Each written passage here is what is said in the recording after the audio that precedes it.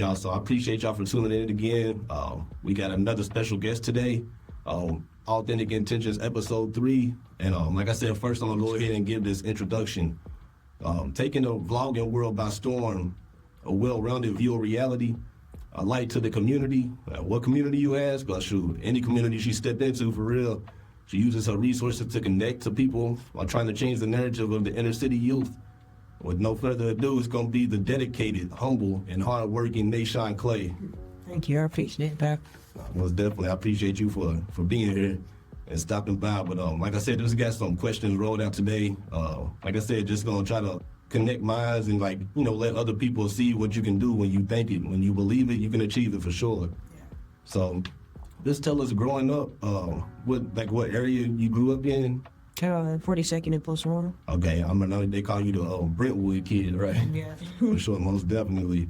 And as far as like growing up in that area, as far as other people as well, inner city areas, like when you see those types of things in your environment, like what keeps you grounded and keeps you from like straying away from, like I said, the path that you want to be on as far as staying positive?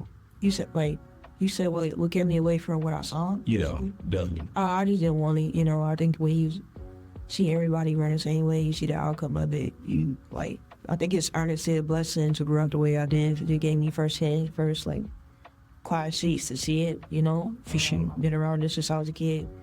So, you know, I grew up around older people. I didn't really start hanging out with people my age until I was like 11. So it's just seeing everybody around me go the same way, same outcome.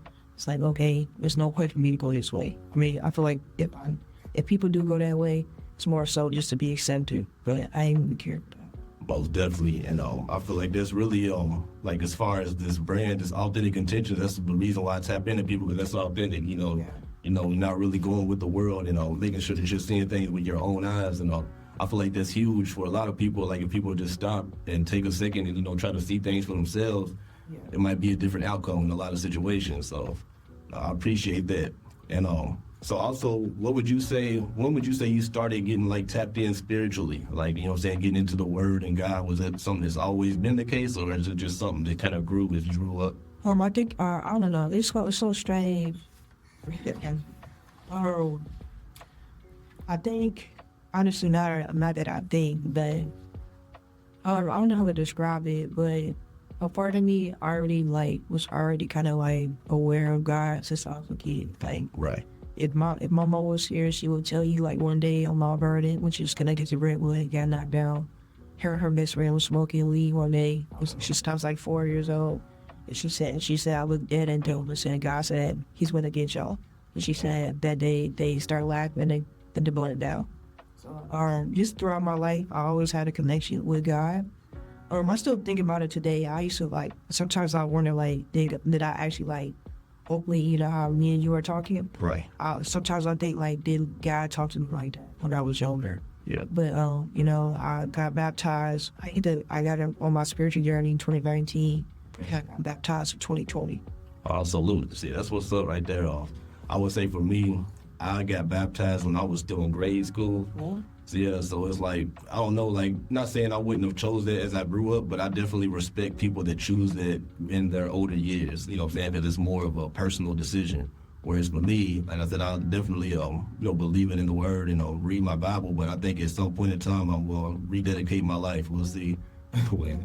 But nah, that's what's up. And so like I said, I see you doing the vlogging thing, and you've been, you know, doing very well with it. I appreciate your angle from which you do it, which a lot of people don't. Most definitely. So like, what got you started on like creating, I guess? Like, what was your first time creating something, and what was it? In my neighborhood, before they got Brentwood down, 2020. It's my first video. Okay. I was on Brentwood with some kids. I started mentoring them, and yeah, that's when I really started to wanted to show Brentwood in a different light. So that's when I actually genuinely started. Oh yeah, that's what's up. And so prior to, did you do any, like, ever do any type of vlogging or like creating any type of like artwork or anything, or just straight to 2019 started doing it? Yeah, that's when everything really just came, honestly. On that spiritual journey. I got really fascinated with hoods randomly. Randomly was like something that came to my head. It was like the mind about hoods. Then as years passed, I started to gain this random more knowledge about it. Oh, that's what's up. That's definitely what's up. And like I said, as far as 2019, you giving yourself to Christ, like, was there a particular moment where you said, okay, God, I see that you're real, let me align my life with your word, or like did it just kind of just flow into it, or was there like a specific moment? I mean, I always knew that it was real, but I was like an hour away from Indy, 2019. I was in a relationship. Hold on. Sorry, I got a few. Yeah, I can push it. But I was in a relationship. You know, it wasn't, a lot of times the people that you're with during that time is not meant for you. So I broke up with them. Came back to Indy. Well, before that, before I came back to Indy, while I was there, because I was on college campus, I just started going through a lot of things, like spiritually. Everything started to wake. I don't know, it was so strange. I can't even really describe it. But I was really going through like awakening. That's when I realized, okay, this person I'm on with is not for me. So eventually I came back to Indy. I went through my own little journey. I have another pathway. Well, Yeah. that's what's up. I feel like that's a big thing too. Like when you are connected, like to the higher power, to God and Jesus, Yeah. I feel like He gives you discernment. Yeah. So it's like a lot of times you just feel that it's off, and then when you make your decision to not go in that direction, you be like, okay, yeah, I'm glad that was the way it was. So that's what's up. And like I said, I want to give you some kudos too, because it's like you really go against like the worldly influence as far as any type of interviewing or vlogging goes. But it definitely takes courage to stand on truth and respect others. Like, can you tell us like what keeps you to the point where you never have to, talk down to someone or anything? You just, like I said, you were very uplifting in your interviews that I've noticed. Like, where did they come from? I think it's just naturally my personality. I'm not perfect though, so but overall, it's just naturally my personality. I don't really take like me being uplifted to just who I am. Most definitely, I'm actually from Louisville, Kentucky myself. I thought you stopped down there for sure. And I ain't gonna ask you what your favorite, city to visit is, nothing like that. But I saw you were down there and you had that Indies chicken. And yeah, for sure. I would say if you ever down there again, though, you gotta try King's. And that's pretty much the big versus down there. So. Yeah, that's what they were saying. So, but what was like your first city away from Indianapolis that you went in and did your hood vlogs in? St. Louis and Cincinnati. Okay, St. Louis, Cincinnati. I got a nephew in Cincinnati too, so that's what's up. And as far as the reach, like where do you see it going? Are you pretty much staying Midwest, or would you ever be down to like go West Coast or maybe New York or something one day as well? I haven't hit the East Coast and down south. Okay.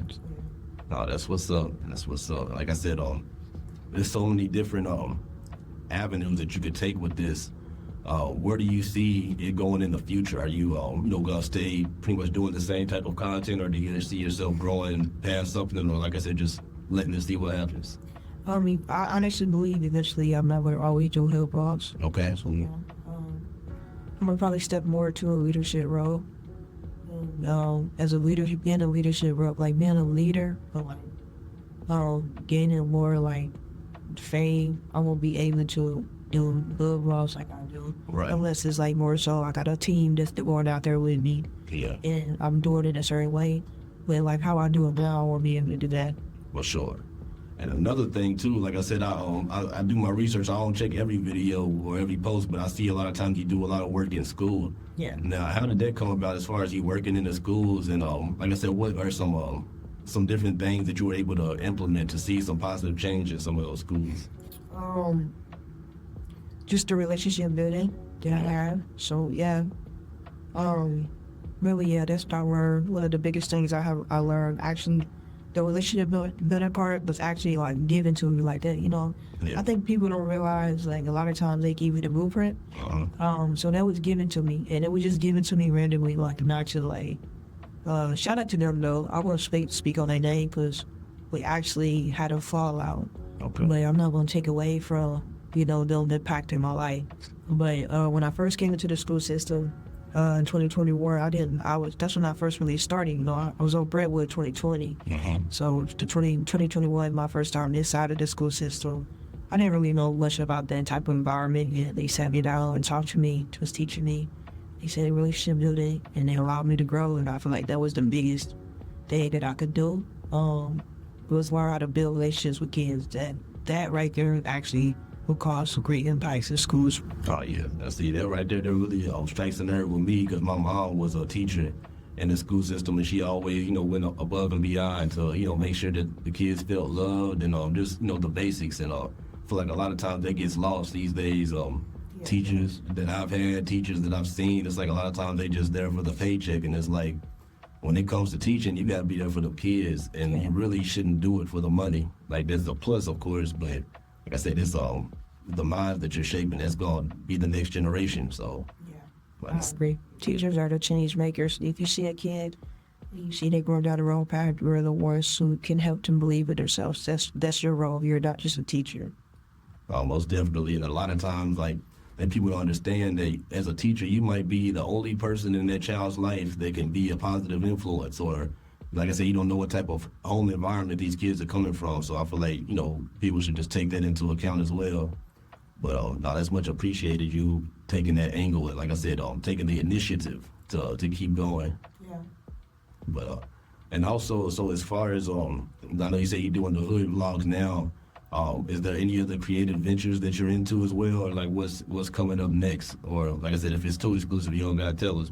I can't really say what's coming up next, man. I'm just following God's lead. But right now, I'm just accepting where I'm at right now and just trusting the process, honestly. Most definitely. Like I said, I appreciate that. Like I said, you stopping by, like I said, shedding some light on different things that's going on. We're just trying to push some positivity. I know it sounds kind of cliche, but we're not really trying to be preachy. It's really just, people that it's in their blood to, do what's supposed to be done. And like I said, we're going to keep going. And I know we'll probably link in the future as well. But I definitely appreciate your time. Thank you. I appreciate it. Most definitely. Hey, until next time, thank you.